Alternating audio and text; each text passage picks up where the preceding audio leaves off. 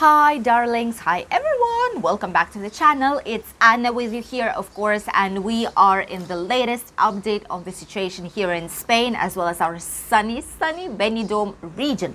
So let's start with the situation probably first. As you might know, during the weekend we were not given any kind of numbers. We don't really know the actual situation in Spain in general, as well as the index, but what we do know is some certain numbers from different autonomic regions here in Spain.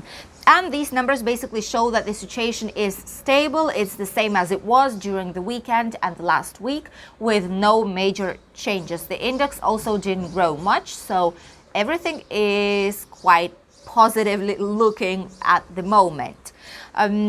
It's only 6 days left until the state of alarm will be finally over here in Spain. It's the second state of alarm already that we live here. The last one was ended, the previous one, was ended also before the summertime. In the summer, we were able to live with no major restrictions. We were able to travel. We were able to be outside. We didn't have any lockdown time at night.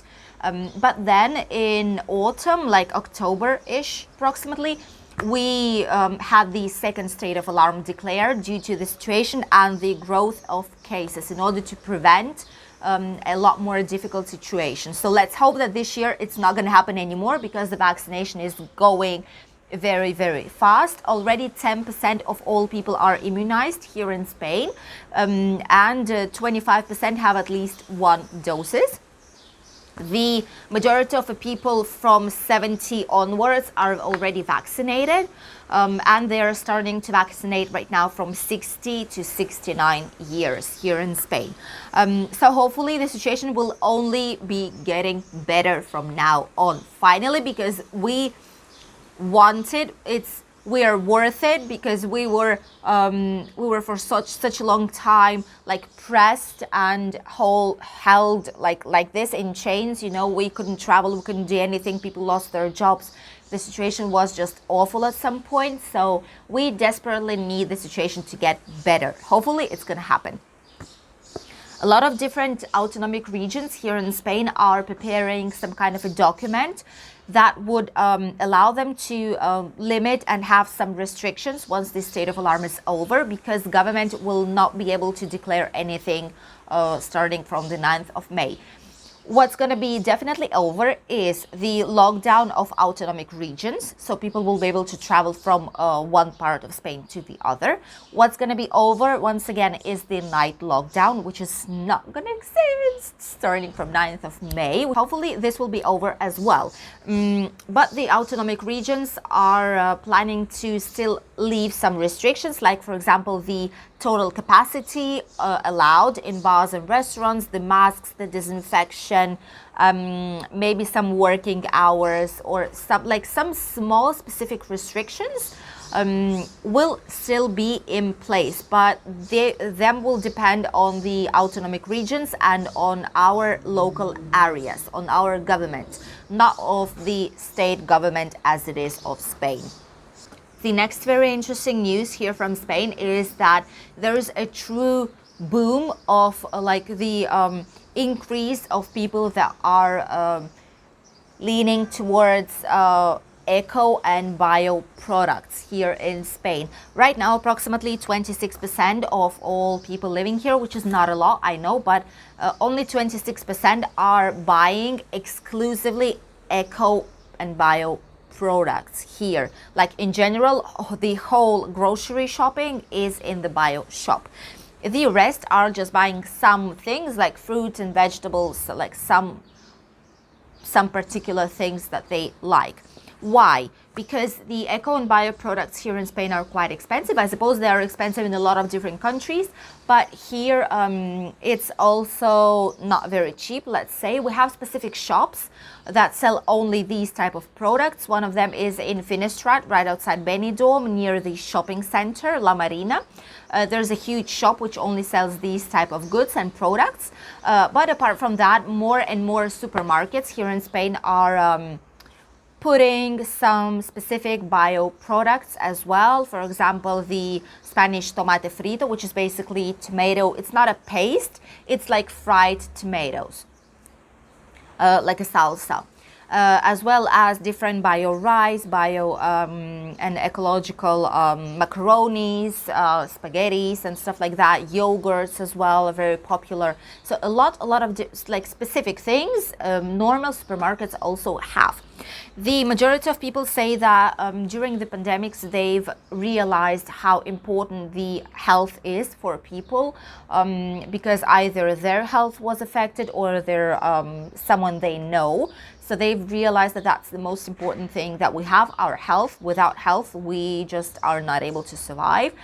So due to this fact, they've started to eat a lot healthier. A lot of people don't buy anymore some processed foods and, you know, like ready to use food as well. They've learned to cook even, which is a very interesting fact. A lot of people learned how to cook at least some basics at home in order to not to buy these frozen foods, which is also not bad. I mean, sometimes all of us, we have some frozen food in the freezer just in case we don't have any time and are very hungry, something easy to make.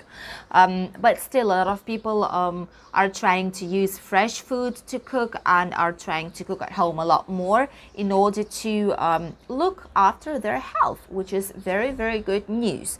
The price of a product, as I've said, is really expensive. So a lot of people say that once the economic situation here in Spain will start getting better, once they get back to their jobs, people are positive. They think that a lot of them will get back to their jobs. The positivity is the most important thing right now. If we believe in good things will happen. So they feel that once they will start earning the money that they were earning before all these things started, they will definitely get back to more and more ecological products, because first of all, they are a lot better. They don't have any additives and like any chemicals inside of them to make them grow faster and bigger, you know. They have more natural flavor, of course, like tomatoes that you usually buy that don't taste like anything from the supermarket, which is just crazy, but it is what it is right now. We're a lot of people in the world. We all need food to survive. So this is why a lot of companies use some chemicals and special products to make the food grow faster. But as a result, the natural flavor is completely lost. Sad but true in today's world. So here in Spain, a lot of people want to go eco and bio as soon as they can and try to buy at least something from ecological products once every certain time, as much as they can. The other news, very interesting one, but not very good, is that here in Spain we have the true invasion of Asian algae, which is like seagrass basically that grows inside the sea, and it was brought here to Spain, to Gibraltar area, like South Spain, with the ships that were bringing some products from Asia. This algae migrated here, and a lot of people and ecologists thought that it's not going to survive here because the water is different, the climate is different, but they were so wrong. It not only survived but started to spread a lot, and the ones who live in Gibraltar or the south area of Spain, like Andalusia, Malaga, Marbella, like in Cadiz, in these parts of Spain, they can actually see that right now all the beaches are just full of these algae. They also smell not very nice, and people cannot just even get towards the beach because of the hard smell, not very pleasant smell that is in these areas. A lot of people the companies try to clean the beach, and they try to take as much algae from the sea and from the beach areas as they can, but it's impossible to take all of them, and they need to decide on some measures and how to battle with this algae, Asian algae, because it's spreading so fast. It's basically causing problems with the fish that live here in Mediterranean area, and in general with all sea like creatures, because they're not used to them, as well as they cause problems for the ships because they basically get inside the ship motors and they are not working properly. And the last problem is that for fishing here in Mediterranean Sea, it's very difficult as well, because they take huge amounts of algae, but only a small amount of fish, because the fish is migrating towards the areas where these algae are not. Which is very, very interesting to look at, but it's not very good for us, because if we were not able to bring the same amount of fish from the sea to sell, then the sea products will get a lot more expensive than they already are, trust me. So yes, this is not only ecological battle, but it's also not good for us, the fish and sea product consumers. It's not good for the people who are on the boats trying, like fishing boats. It's not good for the ecosystem as well. It's changing a lot of things, and it's spreading very fast as well towards our Mediterranean area, like the Valencian community. So hopefully they'll be able to exterminate these algae before they cover everything and anything.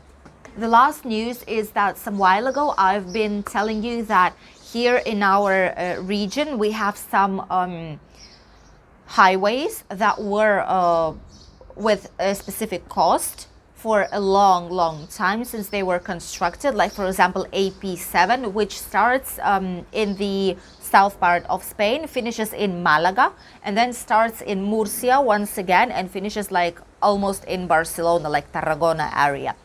So this part from Murcia to Tarragona was free for about a year until now. The government has decided that they will put a fee on it once again, which is just like really stupid thing to do. Why then make this road free of charge when you know that in 1 year you won't be able to maintain this area and you will need extra money once again? Like, it's just, they should have thought about it before they've done it, because they've destructed all the areas to pay, like these small houses where you stopped and paid and crossed the AP7. They've made a huge investment to take out all this to make this road plain again without no stop to pay, and now they have to construct and build everything once again. Plus this road is of the area of the Valencian community, as it is of the communities. It's of the state right now. It's not a private road, so they shouldn't really be charging for it. But once they say that they cannot maintain this road, they cannot pay the companies to maintain all the areas clean and to make some reparations if they need, like the repairs of the road, if there are some like holes or stuff like that. So they desperately need money. It's already a fact that this road is going to be paid once again. What we don't know is the date when it's going to be starting. What we don't know is the exact price of how much it will cost to pass through this road once again, once it's going to be a paid one, and who will pay for it. If it's going to be all of us, as it was before, if it's going to be only like high mass cars, like basically trucks, because trucks are the ones who destroy the roads more, because due to the high tons of that they have, you know, they make some holes in the road. These cars destroy a lot more and faster the roads that normal lighter cars do. This is why they're thinking to put a tax on them and put all the costs on them. The others think that the cost will be spread between tourists that will visit the area, and people who live in this area here won't need to pay. But we don't know for sure what's going to happen. What we do know is that this road is going to be paid once again. Probably this will happen by the end of 2022, we'll see, but approximately this is the date when we will have to pay once again for this road. Of course, it's good for some people because you can choose whether to go through that road and there's not going to be as much traffic as it is right now. There is some positive points on that as well. Although it's not very good that the government decided one thing and then just changed their minds, because they should have predicted this before they made the first decision to make this road free for all people living here. What about the Spanish weather? Spanish weather is basically getting better. We only have some rain, as you can see, on the north part of Spain and a little bit on the south, but no major rains and heavy rains as it was before. And tomorrow there is still going to be some slight rain in the north and south part of Spain. The rest is going to be sunny or partially cloudy. The temperatures on the second picture are rising up in the north part of Spain, where it was raining during like a week almost, but now it's not anymore in a lot of different areas, so the temperatures are rising up. In the north part of Spain, it's expected to have 10 to 18 degrees, and before that it was a maximum of 10, so the rise is quite substantial. The same temperatures in the center. The south of Spain is expected to have between 14 and 24 degrees, and the Mediterranean area between 14 and 21. Here in Alicante, Benidorm region will be approximately 21-22 degrees. It's very nice outside, and you can be like in a light blouse, like in a blouse, in a light t-shirt, and it's fine. Of course, you need to take something with you slightly on the top to put on top, just in case, because on the sunshine it's very nice, but once you go towards the shade, it's still slightly uncomfortable. In Barcelona, it's going to be 18 degrees, in Granada 21, Malaga and Marbella 20, in Sevilla 24, and in Madrid 17. In Murcia, it's going to be the warmest, together with Alicante area here in Valencian community, and it's going to be 21. In Balearic and Canarian Islands, the same temperature today, 23 degrees. And in Valencia will be 19, slightly less than here because it's towards the north part of Spain. The difference of the temperature is always of at least a few degrees from our area. The water temperature is 17.3 degrees, which is also very nice. It's slightly rising up towards the beginning of summer. These were all the news for today, my dears. I hope you enjoyed watching them. If you did, don't forget to subscribe. If you still didn't do so, right here down below. We are almost 1,000 subscribers in our YouTube family. Thank you all for making this happen.